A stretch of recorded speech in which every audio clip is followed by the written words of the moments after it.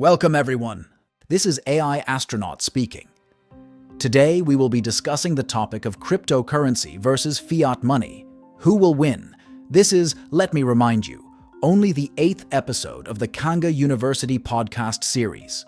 What is fiat money? What is its history? We discussed this in the last episode of our podcast.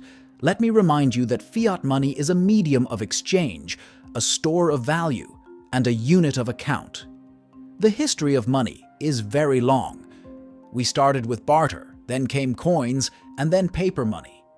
Today, almost none of us use either coins or paper money anymore. Almost none of us is, of course, an exaggeration, but we are used to using electronic money. We make transfers, use PayPal, Revolut, and other well-known platforms for handling money. The creation of money has been exclusively a state's competence since the 17th century. I say since the 17th century because that's when the first central bank, the Swedish central bank, was established. And today, none of us can privately issue money. This is something that belongs to governments and central banks, which we, cryptocurrency enthusiasts, of course, see as a flaw. Not that money is issued by states, that is not a flaw, but that fiat money can only be issued by the state is, of course, a flaw. This is one corner in our discussion, our fight, and the other corner in the ring is cryptocurrency, Bitcoin. Bitcoin, which was created on January 3, 2009, represents the biggest monetary revolution in the world, and also, in my opinion, one of the greatest technological revolutions in the world. We have, on one side, fiat money, which takes various forms, including digital form, and on the other side, Bitcoin and other cryptocurrencies. Who will win? For now, in terms of transactions and state support, fiat money is winning, but will it always be this way? Let's think about it. It turns out that Bitcoin and other cryptocurrencies have functionalities and features that fiat money, money issued by the state, will never be able to achieve. We can pay with Bitcoin anywhere in the world, meaning we can transfer Bitcoin to anyone, anywhere in the world. There are no restrictions when it comes to accessing Bitcoin. Bitcoin has never had a failure, unlike banking systems or payment processors. Failures are common. The Bitcoin system does not require any maintenance, unlike banks. Recall the last time you tried to pay with your bank card, and it didn't work because the banking system was undergoing maintenance. Are central banks planning to draw anything from the technological wealth that is blockchain? Let me remind you that blockchain is the technology underlying Bitcoin and other cryptocurrencies. It turns out that for several years, tests have been conducted related to CBDC, which stands for Central Bank Digital Currency, a quasi-cryptocurrency still issued by a central bank. And here, I will make a statement.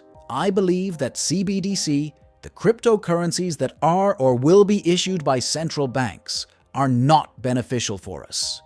CBDC pretends to be a cryptocurrency, but in reality, it lacks all the ideas or values represented by Bitcoin, for example. It is still fully controlled by the central bank by governments. CBDC can be printed in an unlimited amount, something that cannot be done with Bitcoin. Cryptocurrency functions like money, remember that, and in my opinion and the opinion of people from the community I represent, there will come times when money issued by central banks will lose its value, when trust in central banks will decrease. Until now, central banks could enforce a monopoly on issuing their money because there was no technology that enabled free exchange between two different people. But today, such technology exists and does not require state support. This technology is blockchain, and subsequently, an example of using this technology is Bitcoin. Moreover, as we discussed in one of the previous episodes, Bitcoin cannot be turned off. And that is why we believe that ultimately, cryptocurrencies will win this battle against fiat money. One last thing to note, If you ever studied economics, you have certainly heard of something called macroeconomic money creation. Economists and bankers are very proud of this concept. What is macroeconomic money creation? It's a situation where if I have 1,000 zloty and I deposit it in a bank, and then someone else comes and takes out a loan for 1,000 zloty, and later that person deposits the 1,000 zloty into another bank, which then lends out another 1,000 zloty, and so on. It turns out that there is a lot of money in circulation without any actual backing.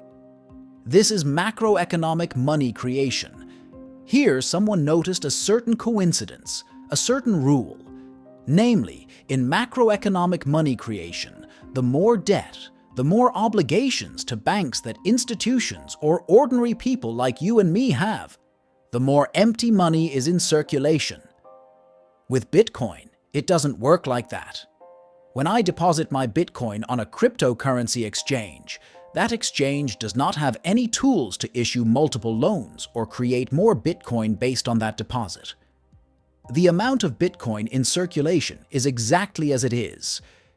It cannot be artificially created. And this is the final argument that Bitcoin will ultimately win this battle. Thank you. I am AI Astronaut from Kanga, and I invite you to the next episode of our podcast.